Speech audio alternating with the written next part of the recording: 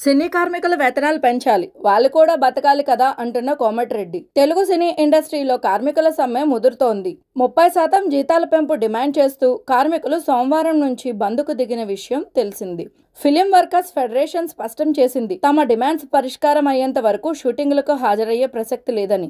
ఈ డిమాండ్లకు film chamber విభిన్నంగా స్పందిస్తోంది. బంద్కు చెక్ పెట్టేందుకు యూనియన్లతో సంబంధం లేని టెక్నీషియన్లు, కార్మికులను తీసుకోవాలని నిర్ణయించింది. ఈ ప్రకటనతో వివాదం మరింత ముదిరింది. మరొక వైపు ఈ సమస్యపై మంగళవారం ప్రముఖ నిర్మాత అల్లు అరవింద్, సి కళ్యాణ్, సుప్రియ యార్లగడ్డ, యలమంచిలి రవిశంకర్ కలిసి మెగాస్టార్ చిరంజీవిని కలుసుకున్నారు. నిర్మాతల వెర్షన్ విన్న చిరంజీవి కార్మిక నేతలతో మాట్లాడి సమస్య పరిష్కారానికి కృషి చేస్తానని హామీ ఇచ్చినట్లు సమాచారం. ఈ నేపథ్యంలో తెలంగాణ ప్రభుత్వం కూడా స్పందించింది. సినిమాటోగ్రఫీ మంత్రి కోమటిరెడ్డి వెంకటరెడ్డి తొలిసారి స్పందిస్తూ కార్మికుల పక్షాన నిలిచారు. కార్మికుల డిమాండ్కు న్యాయసమ్మతత ఉందని వ్యాఖ్యానించారు. జీవన వ్యయం రోజురోజుకి పెరుగుతోందని, కుటుంబాల్ని పోషించాలంటే వేతనాలు పెంచక తప్పదన్నారు. ఢిల్లీ నుంచి రాగానే కార్మికులతో సమావేశమవుతానని చెప్పారు. ఈ సమస్యను పరిష్కరించే బాధ్యతను Telangana film development corporation chairman Dil రాజుకు అప్పగించామని తెలిపారు. ప్రస్తుతం దిల్ రాజు ఈ విషయంపై చర్చలు జరుపుతున్నారని చెప్పారు. కార్మికుల డిమాండ్ పై పరిశీలించి